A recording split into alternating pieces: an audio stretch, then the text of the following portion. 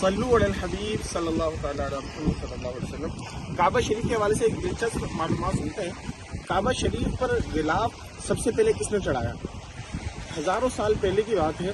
تبہ حمیری ایک بادشاہ تھے جو سرکار دو عالم صلی اللہ علیہ وسلم کے زمانے سے کئی عرصے پہلے جو ہے تشریف لائے تھے، اور جب آپ کو علماء نے خبر دی کہ حضور کریم صلی اللہ علیہ وسلم دنیا میں تشریف فرما ہوں گے، تو آپ نے خط لکھا تھا جو نسل در نسل سیدنا ابو ایوب انصاری رضی اللہ تعالیٰ عنہ کے پاس پہنچا اور آپ کے ذریعے سے حضور کریم صلی اللہ علیہ وسلم کے دربار میں پہنچا۔